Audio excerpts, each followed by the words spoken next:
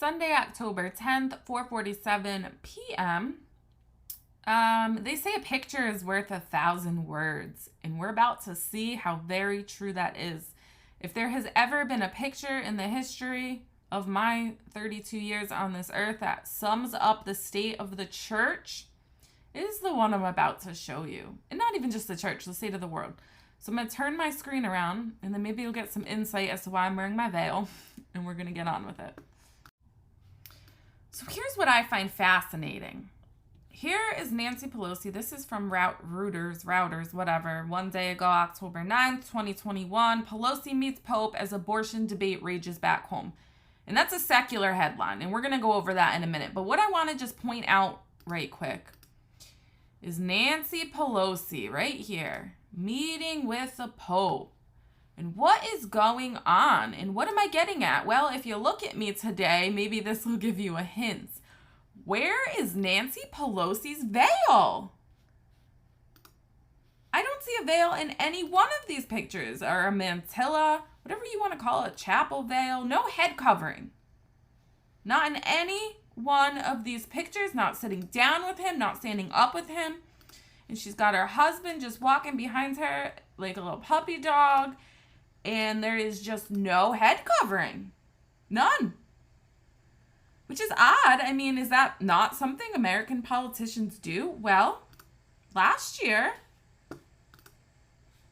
when the Trumps met with Pope Francis, who doesn't look very happy here, by the way.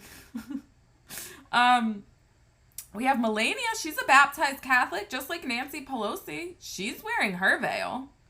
Then you have Ivanka, who's not Catholic, who's Jewish, I believe, wearing a veil. You even have Michelle Obama, if you can believe it, wearing a veil to meet Pope Benedict. So this is a long-standing history of females in a political role, whether it's first ladies or whatever, who aren't even necessarily Catholic, with enough respect to go into the Vatican with an understanding that the Vatican is a sovereign country that has customs and a culture of its own, and there's norms and respect and blah, blah, blah. Now, Nancy Pelosi, I'm sure if she went into a Muslim country, would wear the whole hijab thing, right? Because it's respectful, and that's what you do. But for her, in her own religion, she's very vocal about the fact she's a Catholic. This isn't hidden. She uses it for what she can. She proclaims it. Yes, I am a devout Catholic and I am a Democrat and I believe in freedom of abortion, that has to be protected. And I wouldn't necessarily have an abortion, but I'm not going to impede on people who want to do that, because I'm a Catholic, and although I'm supposed to care about everybody's souls, I don't care about the souls of the women who have abortions or the babies, for that matter. But we're going to get into why. We're going to get into the bigger picture of why she's not wearing a veil, because believe it or not, by her not wearing this veil, she's telling you exactly who she is. Because we're going to go over the brief history of the veil. So in summary, what is the veil? I am a big advocate for veiling. I veil at my Novus Ordo parish. I stand out like a sore thumb. I also receive communion now on the knees and on the tongue, on kneeling. But it's not the norm anymore. And when did that change? Well, obviously, like most things, it changed in the 60s. Why? Because feminism is why. So we have this whole generation of the Nancy Pelosi's where prior to the 1960s, in her generation, women wore veils. Why did they wear veils? Well, it goes back from ancient Jewish tradition, and we still see it in our liturgy today, of the fact that when we veil things that are sacred. So anything, like the chalice and everything that contains the body and blood of Jesus, the sacred life-giving properties of Jesus, body and blood, are veiled. So veiling, even in ancient Jewish customs, everything that was sacred and life-giving was veiled. Therefore, women wore veils. Why? Because our sacredness is in our ability to bring forth life. And that's in a very physical way, bring forth new life as far as physically bringing forth babies. But also if you're not called to physically if you're called to religious life or something like that, or you're barren and you can't have children, then you bring forth life in other ways, which is a separate discussion. But it's about receiving from the divine and receiving from your husband and bringing forth new life in the form of a baby or in the form of some spiritual endeavor. Okay? So that's why women veil, believe it or not. On top of that, it also, yes, it does stand for I have obedience to God, and because of that, because I'm obedient to God, and that's very important to understand, because I'm obedient to God, I am therefore obedient to my husband. And humility and reverence. I know I'm a sinful human, the whole fall of Eve thing, I acknowledge that. I acknowledge my gender's role in that. So just in general, I acknowledge that I am only human and not divine, and therefore I have humility and I have reverence, where I don't want to be in the presence of the Holy of Holies, which is exactly what happens at Mass, without having my head covered. Okay? So now there's this whole argument about, well, they were actually referring to hair in the Bible. I'm not getting into that. I'm just telling you from ancient times up until recently, it was always understood that veils were worn for those reasons. But most impactfully and most importantly for this topic of discussion, but I guess they're all important, is the fact that it does signify sacredness. I am sacred because I bring forth life. I carry new life in my womb and I bring that forth. And that is where my power lies. So the feminists had a really big problem when they were trying to destroy the church. They had a real big problem with veils because women obviously can't know that they're sacred because they give birth. That goes against what feminism stands for. No. Women have to now be brainwashed to believe that in order for them to have any worth, they have to do the same things men do. They have to be equal to men, which is a lie of the devil. And I shouldn't say equal to men. They have to be the same as men, which has then led to homosexuality because the roles are now interchangeable, which has then led to transgenderism, and it definitely led to abortion. Definitely led to child sacrifice, okay? Because women's rights and freedom, because we no longer value women for being able to bring forth and nurture life, because that is old, and we don't do that because we're enlightened. So when Nancy Pelosi is standing here next to the Holy Father without her head covered, she's telling you where her values are. She's telling you where her loyalties lie.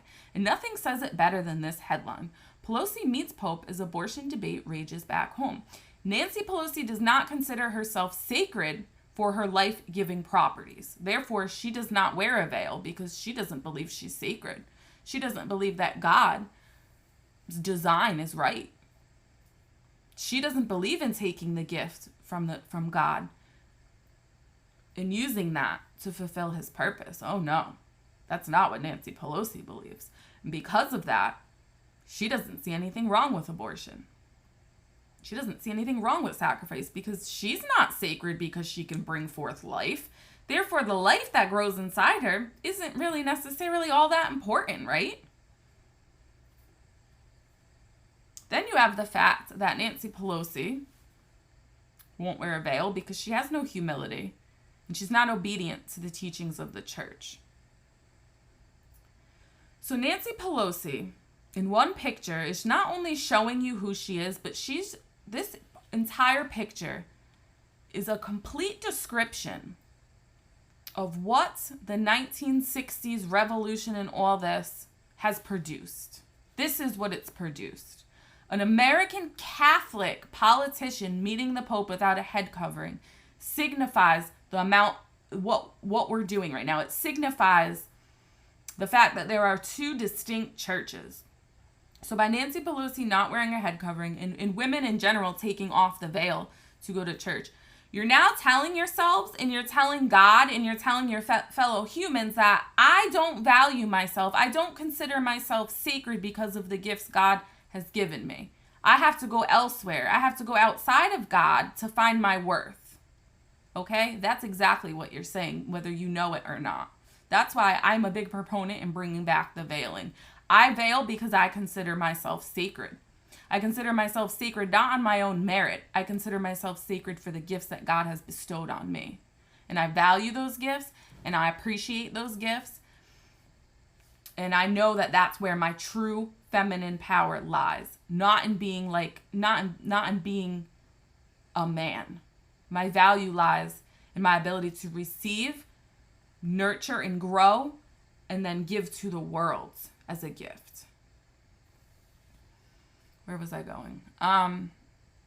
So Nancy Pelosi does not value herself enough to... Okay, so this is the product of feminism. This is the second church. So we have two churches right now. We have this church, which has basically thrown off the yoke of God. We don't value God for his gifts that he has given us. And, we are just going to do our own thing. So she doesn't value the customs and the traditions of the church, and she doesn't value any of that. And she goes and meets the Holy Father with no veil while telling the world she's not sacred and doesn't value life, which has led to abortion, which has led to, we have this problem of American politicians supporting human sacrifice. Well, how could that be? Well, it's because the veil came off. That's how. And we threw out our sacredness. We threw out our traditions, and life now doesn't matter. And so we have these two churches. And my question is this. Which church is the Lord going to let stand? Is it going to be this church with Nancy Pelosi who rejects his gifts?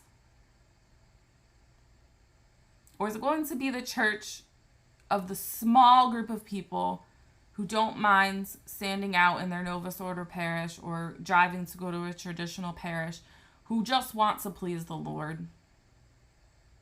Which church is God going to let stand?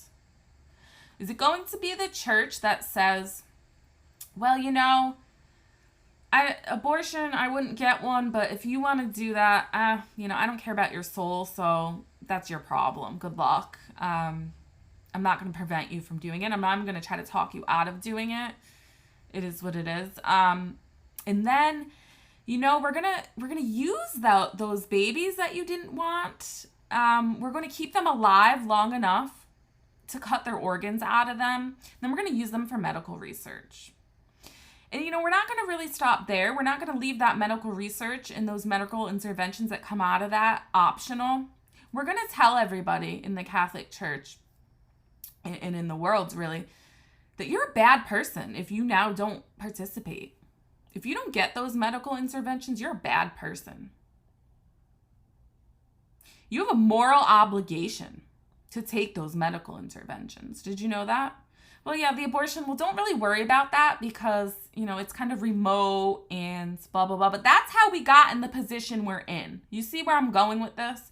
The simple act of taking off the veil is how we got to where we are. Is how we got to abortion-tainted injections that are now being mandated and are accepted as not only a viable option, but the only option, mandatory. And you're a bad person if you don't get it.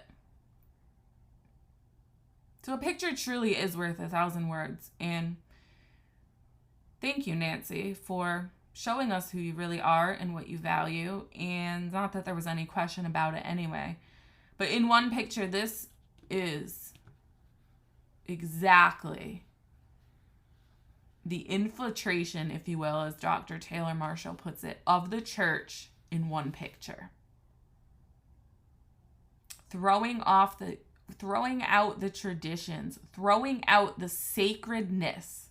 And that's really what it is. It's not the traditions because there's some man-made traditions that don't matter. It's the sacredness. It's the symbology behind the traditions that does matter. That's where the power is. It's not in a piece of material. It's in what it symbolizes. It symbolizes that I am sacred because I understand that my divine feminism comes from God himself, not from some perverted sense of freedom and equality. No. So until we figure this out as a church, nothing is going to change. Mark my words. And the only way we're going to figure it out as a church at this particular moment in history is with divine intervention in the form of a purification. So buckle up because it's coming. This is not going to be allowed for much longer. That I am sure of. if you're on the fence about bringing back the veil yourself, I highly recommend it. Hopefully I convinced you. I tried to make this as calm and controlled as possible, but some things just, oh man. Anyway, Nancy Pelosi's Archbishop has instituted some rosary rally or something for her, some rosary program where you can now pray a rosary for Nancy Pelosi. So I think I'll have to participate in that after making this video. And I'm not here to bash Nancy Pelosi. Honestly, I don't think she understands any of this, what I'm talking about. And I wish somebody would explain it to her. Not that it would probably do much good. She seems pretty belligerent, but it just says it all. Her husband walking behind her walking next to the Pope with no head covering. I mean, it's just, I could not sum up the state of the church better than in this picture right here. Hope y'all have a great Sunday. Joan of Arc Media out.